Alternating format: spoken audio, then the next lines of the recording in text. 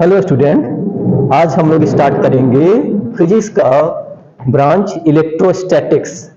ठीक है, हम लोग स्टार्ट करेंगे इलेक्ट्रोस्टैटिक्स। क्लियर है? Electrostatics, electrostatics, statics. ये चैप्टर आप समझिए सीबीएसई बोर्ड हो या हरियाणा बोर्ड हो या कोई भी बोर्ड हो, उसमें तो एक इंपॉर्टेंट है ही, साथ में ये किसी भी कंपटीशन एग्जाम लाइक आईआईटी या किसी भी मेडिकल एग्जाम लाइक नीट वगैरह में इसमें से 2 क्वेश्चन श्योर है, आना ही आना है। 2 क्वेश्चन आपको इन 2 एग्जाम में आते ही आते इलेक्ट्रोस्टैटिक्स से। इसलिए अगर क्लास 12th का सबसे इंपॉर्टेंट चैप्टर में इलेक्ट्रोस्टैटिक्स का नाम आता है। ठीक है, सो इस चैप्टर को हम लोग काफी बेहतर ढंग से स्टडी करेंगे। इस चैप्टर में हम लोग क्या क्या पढ़ेंगे, सो उससे पहले हम आपको बता देते हैं। सबसे पहले इलेक्ट्रोस्टैटिक्स में हम लोग पढ़ेंगे about Coulomb's force, Coulomb's force. ठीक है, सेकेंड इसमें हम लोग स्टडी करेंगे अबाउट इलेक्ट्रिक फील्ड, काफी इंपॉर्टेंट इलेक्ट्रिक फील्ड। थर्ड में आप इसमें स्टडी करेंगे इलेक्ट्रिक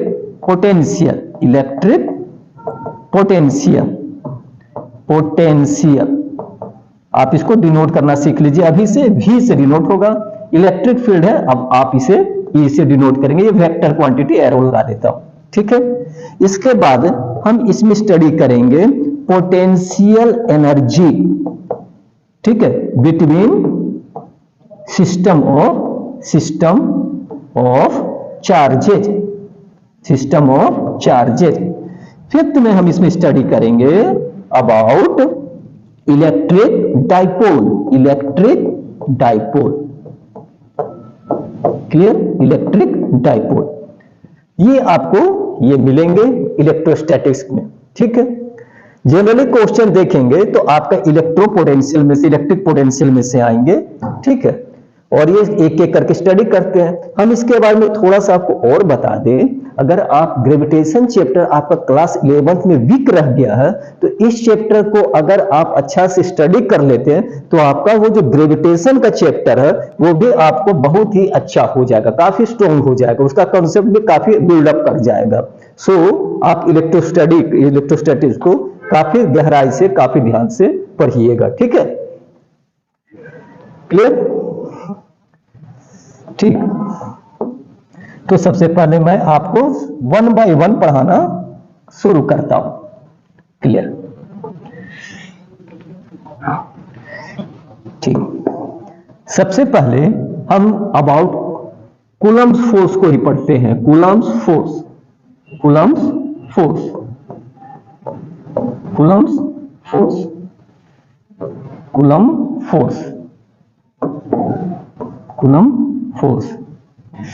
ठीक है, कूलम्ब फोर्स को स्टडी करते हैं। क्लियर है? आप इसे इरेज कर देता हूं और फिर से कूलम्ब फोर्स को लिख लेता हूं। Coulomb force.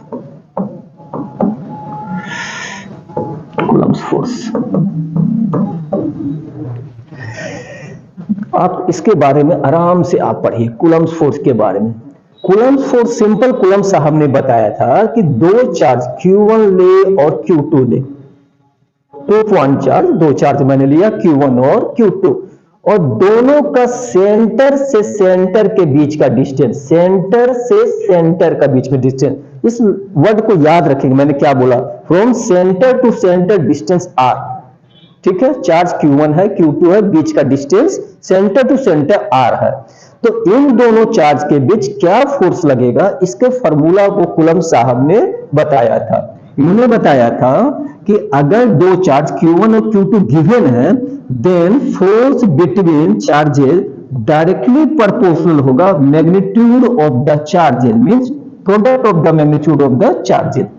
सिंपल मतलब क्या हुआ कि जितना बड़ा चार्ज होगा उन दोनों के बीच फोर्स भी उतना ज्यादा लगेगा। सो लिखा F is directly proportional to Q1 into Q2। ठीक, फर्स्ट सेकेंड क्या न्यूटन कूलम्ब साहब ने देखा कि जैसे जैसे इन्होंने डिस्टेंस को चेंज किया तो उन्होंने एक चीज को ऑब्जर्व किया कि जैसे जैसे हम आर को चेंज करते हैं तो ये फोर्स भी चेंज होता है, और उसका रिलेशन क्या था, फोर्स का रिलेशन डिस्टेंस के साथ उन्हें ऑब्जर्व किया कि F is inversely proportional to distance के स्क्वायर का। ये देखिए क्लियर है, मतलब अगर डिस्टेंस को डबल कर दिया जाए तो फोर्स 4 टाइम रिड्यूस कर जाएगा, अगर डिस्टेंस को 3 टाइम कर दे तो स्क्वायर से फोर्स 9 टाइम रिड्यूस कर जाएगा। So f is proportional to r square. तो ये दो इक्वेशन मिल गया। नाउ फोर्स दोनों को अगर हम कंबाइन करें तो क्या बनता है कि force is proportional to Q1 into Q2 और बाई आर स्क्वायर। ओके, लेकिन इसके बाद और थोड़ा सा सोचना है कि सर हम बेसिक जानते, क्लास 9 से क्लास 10 से जानते आए हैं कि चार्ज प्लस भी होता है, चार्ज माइनस भी होता है, तो हम यहां कौन सा चार्ज को रखें? तो देखिए, नेचर वाइज चार्ज प्लस होते हैं, नेचर वाइज चार्ज माइनस होते हैं, उनका अपना अपना प्रॉपर्टी है जो हम आगे चैप्टर में स्टडी करेंगे। लेकिन अभी एक छोटा सा चीज को हमेशा के लिए अपने दिमाग में रख लीजिए कि कभी भी कोई भी न्यूमेरिकल बनाते समय आप हमेशा चार्ज का मैग्नीट्यूड को लेकर चलेंगे। So this one is equal to Q1 mod Q2 mod upon r square. So we take mod of the charge in account, means minus है तो भी चार्ज प्लस लेंगे और प्लस है तो भी चार्ज प्लस लेंगे, यहां माइनस नहीं होगा, ऑलवेज प्लस लेके चलना है। ओके, सो F, अब आप थोड़ा सा और ध्यान दीजिए, F is proportional to Q1 into Q2 by r square. और हम जानते हैं कि अगर आप प्रोपोर्शनल साइन को हटाएंगे, अगर आप इसे हटाएंगे तो आपको एक कांस्टेंट लेना पड़ेगा। तो यहां एक कांस्टेंट का यूज किया जाता है, F is equal to 1/4 pi epsilon naught. This is, फिर से देखिए, 1/4 pi, this is called epsilon. Epsilon and physics में जीरो को हमेशा क्या रीड करते हैं? Naught. So this one is called epsilon naught. Epsilon naught, epsilon, and physics में क्या रोल करेंगे? Naught, epsilon naught. 1/4 pi epsilon naught Q1 Q2 take here mode upon r square.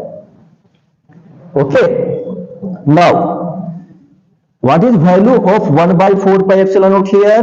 So value of 1/4 pi epsilon naught is equal to, this is also represented by small k, its value is 9 into 10 to power 9.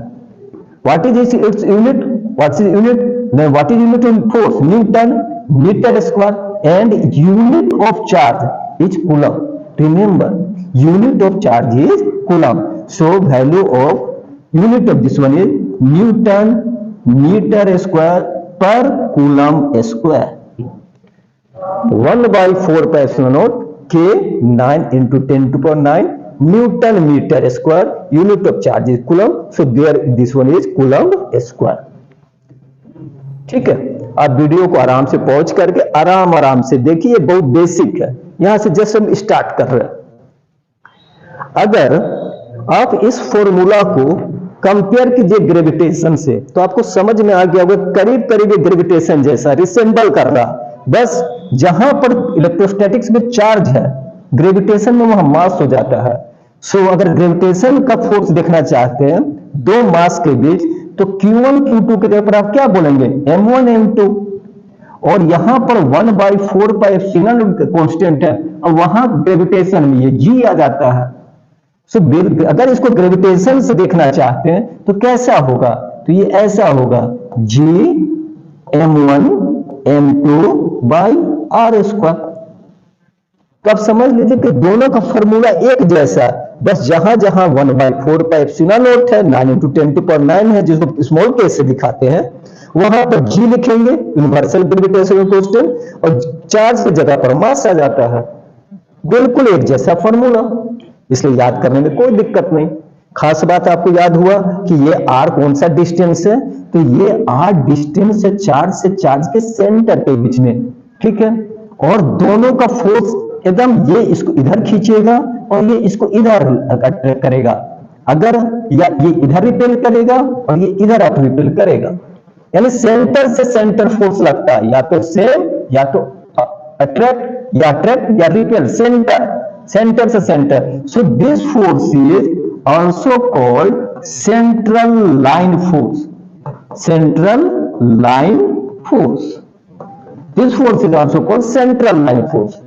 कभी ऐसा नहीं होगा कि ये इसको इधर धकेल दे और ये इसको इधर धकेल, ऐसा नहीं होगा, हमेशा सेंटर से सेंटर होगा। इधर अट्रैक्टिव होगा या रिपल्सिव होगा, ये तो भी समझ में आएगा कब अट्रैक्टिव होगा कब रिपल्सिव होगा। लेकिन फॉर्मूला उस फोर्स का कैलकुलेट करने के यही है, 1/4πε0 Q1 Q2 by r square.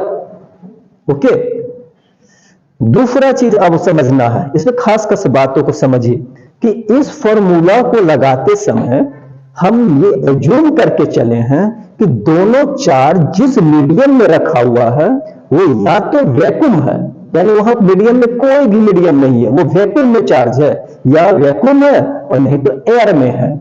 So air या वैक्यूम, यानी चार्ज बिटवीन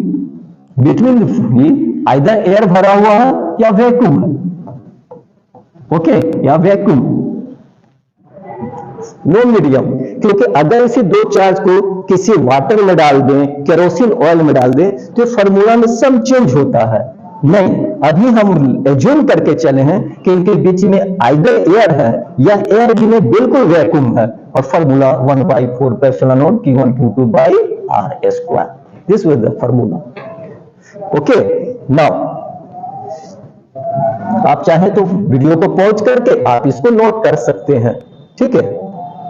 ओके, तब आगे प्रोसीड करते हैं। ओके, ठीक, अब आगे इसमें फिर से नाउ हम कहां तक आ चुके हैं कि force is equal to 1/4πε0 Q1 Q2 by r square, where value of 1/4πε0 is equal to 9 into 10⁹9, okay, Newton meter square per coulomb square. Now what is value of epsilon naught? तो value of epsilon naught, what is epsilon naught? तो epsilon naught के बारे में थोड़ा समझिए, थोड़ा सा 9-10 को याद कीजिए। 9-10 में हमने पढ़ा था कि लाइट जो है मीडियम के हिसाब से उसका स्पीड चेंज होता है। जैसे लाइट वैक्यूम में तेज चलती है और जैसे ग्लास में आती है उसका स्पीड कम हो जाता है। थोड़ा सा याद कीजिए, थोड़ा सा अपनी 10th को याद कीजिए कि लाइट ऐसे है, ये स्लैब है ग्लास का, ये मान लीजिए ग्लास का स्लैब था, ये नॉर्मल लाइन ड्रॉ किए तो यहाँ ये नॉर्मल लाइन है, यहां से लाइट ऐसे आता था, ये लाइट ऐसे आया, ये लाइट ऐसे आया, और फिर जैसे ग्लास में इंटर करता है ऐसे ये डाउन ऐसे होता था, याद आया, ये था ऐसा। तो लाइट एयर में किसी और स्पीड से आता है, ग्लास में इसका स्पीड डिक्रीज कर जाता है, ठीक है। यानी कि लाइट का स्पीड फिक्स नहीं है, ये किस मीडियम से पास कर रहा है इस पर डिपेंड करता है। सेम वे से हम ये चीज को समझ लें कि जो इलेक्ट्रिक फील्ड है, जो इलेक्ट्रिक फील्ड है या इलेक्ट्रिक फोर्स है, ठीक है, ये डिपेंड करता है कि चार्ज किस मीडियम में सिचुएट है, कहां रखा हुआ है। अगर चार्ज एयर में है तो किसी और टाइप से बिहेव करेगा, चार्ज वाटर में है तो किसी और टाइप से बिहेव करेगा, चार्ज केरोसिन ऑयल में किसी और टाइप से बिहेव करेगा, और चार्ज का जो प्रॉपर्टीज है लाइक इलेक्ट्रिक फील्ड, ये सब भी अलग टाइप से बिहेव करेंगे, उसका वैल्यू चेंज होते चला जाएगा। सो चार्ज के बारे में हम समझे कि मीडियम के हिसाब से चेंज करता है, तो एप्सिलॉन नॉट ये बताता है कि इसका मतलब हुआ, इसका मतलब permittivity of electric field permittivity of electric field in free space means vacuum, जिसको हम फ्री स्पेस भी बोलते हैं या वैक्यूम बोल सकते हैं, फ्री स्पेस और इन एयर। ठीक है, एप्सिलॉन नॉट का मतलब हुआ permittivity of electric field in free space और इन एयर, यानी जब चार्ज के बीच कोई एयर है या फ्री स्पेस है, कुछ भी नहीं, वैक्यूम है, तब चार्ज कैसा बिहेव कर रहा, उसे बोलते हैं एप्सिलॉन नॉट। और इस वर्ड को बोलते हैं परमिटिविटी, कितना इलेक्ट्रिक फील्ड को वो परमिट कर रहा है कि आप गुजरिए, पास करिए। ठीक है, ये जैसे जैसे आप आगे जाएंगे इस वर्ड को और समझते चले जाएंगे। अब जस्ट याद रखिए epsilon naught permittivity, this is called permittivity of electric field in free space और एयर।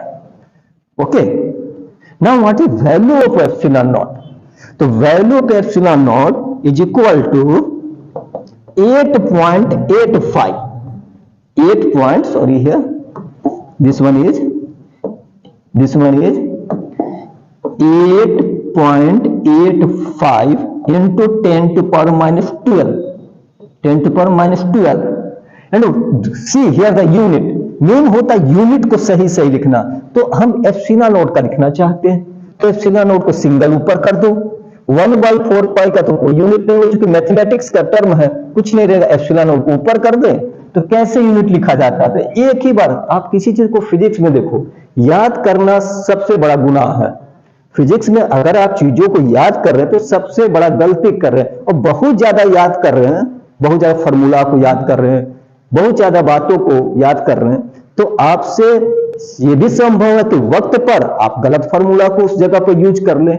इसलिए कम से कम फॉर्मूला को यूज करें और ज्यादा से ज्यादा कंसेप्ट को यूज करें। क्लियर? सो कंसेप्ट से किसी चीज को सीखिए। एक तो तरीका कि मैं एप्सिलॉन नॉट का वो फॉर्मूला याद दिला दूं, कब तक याद करोगे, कितने का याद करोगे? यह है कि आप कंसेप्ट देख लो थोड़ा सा। तो अब देख लो कि फिजिक्स का कंसेप्ट बोलता है कि किसी भी फिजिकल क्वांटिटी का अगर आप डायमेंशनल फॉर्मूला निकालना चाहते तो उसको सिंगल एक साइड कर दो। तो एप्सिलॉन नॉट इधर कर देते हैं, क्योंकि मेरे को इसका फाइंड आउट करना है। 1/4 पाई एप्सिलॉन नॉट, ये 1/4 पाई, ये मैथमेटिक्स का टर्म, इसका ना कोई यूनिट है ना कोई डायमेंशन है। सो केवल मेरे पास बचा एप्सिलॉन नॉट, और ये क्या हो गया? ये आपका हो गया Q1 Q2 बाया मैं मैग्नीट्यूड में ले रहा, चूंकि यूनिट तो वही रहेगा, upon F into r square. Randomly ले रहा हूं यूनिट निकालने के लिए, डायमेंशन निकालने के लिए। याद रखिए चार्ज का अगर देखेंगे यूनिट तो कूलम इंटू कूलम क्या हो गया? Coulomb square. What is unit of force? Newton. What is unit of distance? Metre square. So this one unit of this one is coulomb square newton per metre square. Coulomb square upon newton into metre square, newton into metre square. Okay, newton into metre square.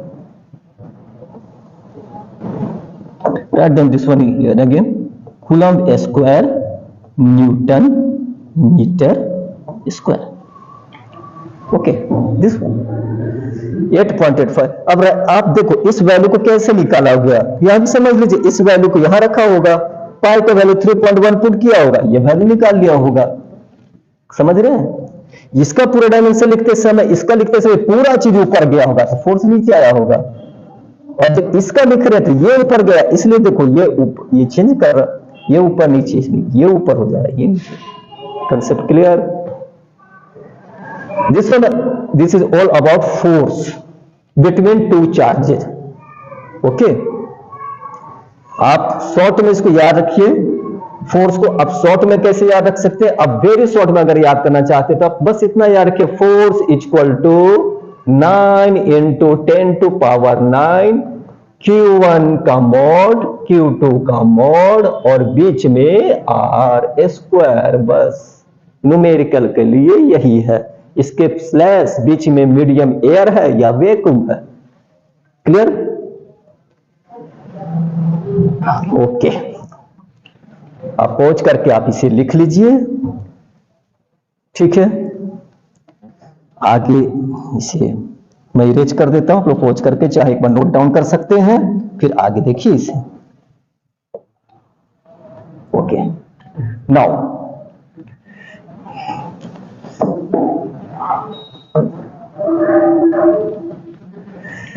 अब इसके बाद आता कि sir आपने question यहां तक तो formula करा दिया कि F is equal to 1/4πε0 Q1 into Q2 by R square. This one. Okay. Now ये फॉर्मूला कब लगाएंगे? जब या तो वैक्यूम हो या तो एयर हो, या तो चार्ज के बीच एयर हो या वैक्यूम हो, ठीक है ना। लेकिन जरूरी तो नहीं कि हमेशा चार्ज ऐसा ही, ये दोनों चार्ज के बीच हवा हो या वैक्यूम हो। अगर कोई मीडियम है तब हम क्या करेंगे? तो सबसे पहले एक चीज और मैं क्लियर कर देता हूं, इसको जो है ना 1/4πε0 को हम स्मॉल के से भी डिनोट करते हैं, Q1 Q2 by R square. This is small k. Remember this one is small k. Don't write never capital K. This is always small k. But अब अगर किसी मीडियम में चला गया, ये कहां है? किसी मीडियम के अंदर है, किसी मीडियम के अंदर ये आपका चार्ज है, इन any medium. Okay, so right here this one is any medium, ठीक है, एनी मीडियम। तो देखो हर मीडियम का अपना अपना मॉलिक्यूल्स का स्ट्रक्चर होता है, ये तो मानते हो। जैसे हवा का मॉलिक्यूल, एयर का मॉलिक्यूल कैसे मानते हो? तो एयर का मॉलिक्यूल जो है छोटे छोटे पार्टिकल होंगे, ठीक है। अब वाटर का मॉलिक्यूल्स कैसा मानते हो? तो उसका मॉलिक्यूल H2O बना तो थोड़ा सा हैवी मॉलिक्यूल्स होंगे, ठीक है। उसी टाइप से केरोसिन ऑयल का अपना होंगे, पेट्रोलियम का मॉलिक्यूल्स अलग होंगे, सबका अलग अलग होगा, डेंसिटी अलग होगा, बिहेवियर अलग होगा। और हर जगह पर पास करने का, हर मीडियम में से किसी चीज को पास करने का तब स्पीड भी अलग अलग होगा या नेचर अलग अलग होगा। जैसे आप समझो, आप ये जो रूम में हम ये जो क्लास ले रहे, सामने हवा है, हम हाथ को ऐसे कर दे, आराम से फ्री मूव करा रहे हैं। क्या इसी हाथ को हम किसी टब में जिसमें पानी भरा हुआ है आराम से हाथ को मूव करा सकते हो आप? नहीं, वहां लगेगा दिक्कत, आपको मुश्किल लगेगा। यहां तो फ्री में से हाथ घूम जा रहा है, लेकिन पानी में भरा हुआ टब में घुमाए तो लगेगा आपको दिक्कत होगा, लगेगा कोई फोर्स रजिस्ट कर रहा, ठीक है। ऐसा क्यों हुआ? ऐसा इसलिए हुआ कि हवा का मॉलिक्यूल छोटे छोटे बने, आराम से मूव करा दे रहे, रजिस्ट नहीं हो रहा। वाटर मॉलिक्यूल जब टब में जा रहे हैं तो उसका पानी भरी बड़ी बड़ी है, उसकी तो हमें ज्यादा रजिस्ट फोर्स महसूस हो रहा। सेम चीज यहां भी होगा कि अगर मीडियम चेंज होगा तो उसके बीच जो फोर्स लगेगा चार्ज का, वो अपना बिहेवियर बदल देगा। क्यों? चार्ज के बीच जो फोर्स उसका बिहेवियर क्यों बदलेगा? क्योंकि बीच में एक फील्ड क्रिएट होता है, जो अभी हम आगे स्टडी करेंगे, जिसको हम इलेक्ट्रिक फील्ड बोलते हैं। इलेक्ट्रिक फील्ड, जैसा आपने ग्रेविटेशन में ग्रेविटेशनल फील्ड पढ़ा, वैसे चार्ज के कारण एक रीजन डेवलप होता है, उसको बोलते हैं इलेक्ट्रिक फील्ड।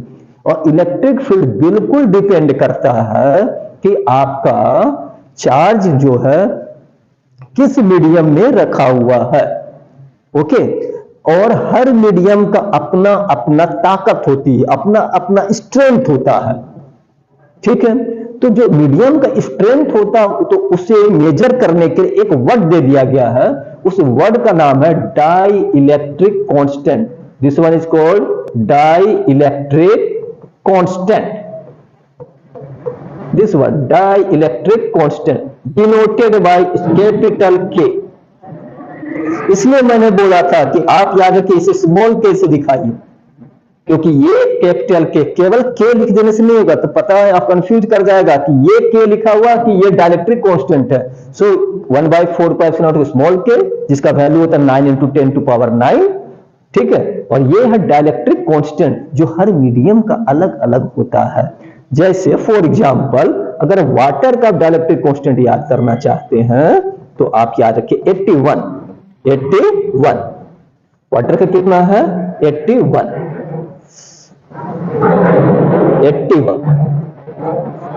अगर आप माइका का चले, माइका सभी का आपको इतना याद है, चलो वाटर का आप याद रखिए, माइका का 3 और 4 5 ये होता है, ठीक है। अब वाटर का याद रखिएगा। जैसे मेटल कोई भी है, जैसे दो चार्ज रखें और बीच में मेटल के अंदर इंबेड कर दे, यानी बीच का मीडियम मेटल मेटल कर दे, तो मेटल का, एनी मेटल का अगर डाइलेक्ट्रिक कांस्टेंट देखेंगे तो ये इनफाइनाइट होता है। ठीक है, बाकी सभी का होगा, पैराफिन का होगा, सबका होगा, आपको उतना याद करने की जरूरत नहीं है। आपको किसी भी बुक में दिया हुआ, बस आप वाटर का मेटल का याद रखें, बाकी आप यूं ही हो जाएगा। लेकिन एक चीज आप समझिए कि अगर इसी मीडियम में रखा हुआ वही फोर्स, अगर इसी मीडियम के में, मतलब कोई एक मीडियम है जिसका डाइलेक्ट्रिक कांस्टेंट के है और उसमें चार्ज रखा हुआ, तो फोर्स कैसे चेंज करेगा? तो देखिए, force in any medium is equal to 1/4 pi epsilon naught तो रहेगा ही, साथ में के आ जाएगा, ये डाइलेक्ट्रिक कांस्टेंट, और साथ में आएगा Q1 Q2 और बाई आर स्क्वायर। ठीक है, फिर से 1/4 pi epsilon naught divided by dielectric constant Q1 Q2 by r square, के से डिवाइड हो जाता है। आप इसको शॉर्ट में याद कर सकते हैं ऐसे कि F अगर मीडियम में लिखना चाह रहे हैं, एक मीडियम में, तो सर ऐसा करो ना कि आप एयर में कब जानते हो, एयर या वैक्यूम में वो है, और उसको डाइलेक्ट्रिक कांस्टेंट से डिवाइड कर दो। क्लियर है? क्लियर? ओके। जैसे एक क्वेश्चन मैं पूछता हूं इस फॉर्मूला पर कि दो चार्ज को एयर में रखा r डिस्टेंस पर, और सेम चार्ज को मैं ले जाके वाटर के अंदर सेम डिस्टेंस पर रख दिया। पहले सेम चार्ज को सेम डिस्टेंस पर हवा में है इन एयर, अब उसी सेम चार्ज को मैं वाटर के अंदर ले जाकर रख दिया, अब फोर्स क्या होगा? तो आप जानते हैं कि एयर से वाटर का डाइलेक्ट्रिक कांस्टेंट 81 है, तो एयर का फॉर्मूला तो ये रहा। अब उसमें जैसी वाटर में उसको इमर्ज करेंगे, उतारेंगे, 81 नीचे डिवाइड कर जाएगा। अगर हम वाटर में बोलेंगे तो वाटर में जो फोर्स है वो एयर में जो फोर्स है उसका बाई 81 हो जाएगा, यानी electrostatic force between two charger 81 times reduce हो जाएगा। 81 टाइम्स नहीं, 1/81 टाइम्स रिड्यूस हो जाएगा, डिवाइड हो जाएगा, रिड्यूस घट जाएगा। क्लियर है? 81 टाइम से रिड्यूस हो जाएगा। अब एक क्वेश्चन नीट के लिए पूछ देता है या आईआईटी मेंस के लिए भी ये कभी आया है कि अगर ये दो सेम चार्ज को किसी मेटल के अंदर इंबेड कर दे, मतलब कि Q1 एक चार्ज रखा और Q2 एक चार्ज रखा और बीच में यह मेटल का कुछ ऐसे मेटल में रख दिया, मेटल मीडियम में। अब बताइए फोर्स क्या होगा? तो बोलोगे सर फोर्स एयर का तो वो होता, और जैसे बीच में मेटल हमने रखा, मेटल को रखा, तो मेटल में जैसे ही हमने रखा तो हम ऐसे दिखा देते इसे कि सपोज करो हमने Q1 रखा, ये Q2 रखा, Q1 रखा, Q2 रखा, और बीच में जो मीडियम जो है ये मीडियम मेटल का कर दिया। ठीक है, तो फोर्स कितना होगा? तो फोर्स कितना होगा? तो एयर का तो हम जानते हैं और मेटल का इनफाइनाइट होता, इनफाइनाइट। फोर्स जब मेटल होगा तो फोर्स कितना हो जाएगा? Of course this one is zero, जो n divided by infinite is equal to zero. Clear? तो एक ये चीज भी आपको समझ में आना चाहिए और काफी बेहतर आना चाहिए। क्लियर? मेन तो ये फॉर्मूला है 1/4 पाई एप्सिलॉन नॉट, जिसको स्मॉल के से दिखाते हैं। के का वैल्यू आपको याद हो गया होगा, के को स्मॉल के का वैल्यू जो होता है आपका याद हो गया होगा, स्मॉल के जो 1/9 × 10⁹। और एक चीज याद रखना है Q1 Q2 by r square, this one force in air. और जैसे मीडियम आएगा या वैक्यूम में रहते हैं, और जैसे मीडियम आएगा बाई के कर देना। That's about electrostatics lecture number 1। ठीक है, आप लेक्चर नंबर 1 में अभी आप यहां तक ही रहें, फिर आगे धीरे धीरे करके इसका और बेसिक में बताऊंगा कि चार्ज कहां से आया, नेचर में चार्ज आया कहां से। ठीक है, चार्ज प्लस क्यों होता है, चार्ज माइनस क्यों होता है। ठीक है, चार्ज को हम चेंज नहीं कर पाते, चेंज तो कर लेते हैं लेकिन टोटल चार्ज यूनिवर्स का कंजर्व क्यों है। ठीक है, ये सारा चीज और बेसिक चीज उनका बेसिक है कि fundamental charges like electron, proton, neutron, something उसके बारे में, किन्होंने इन्वेंट किया, कब इन्वेंट किया, पहले किसने काम किया, पहला चार्ज कौन खोजा गया, दूसरा चार्ज कब खोजा गया, दूसरे चार्ज कैसे पता चला पहला चार्ज देख के कि एक चार्ज और मौजूद होगा। ये सारे चीज जो बेसिक है इसका और भी इसके साथ ही आता, उसे भी मैं अगला लेक्चर में आपको बताऊंगा। तब तक पहला आप इसे याद रखिएगा, इसको देखिए आराम से और इसको, ठीक है। Okay, till then good bye.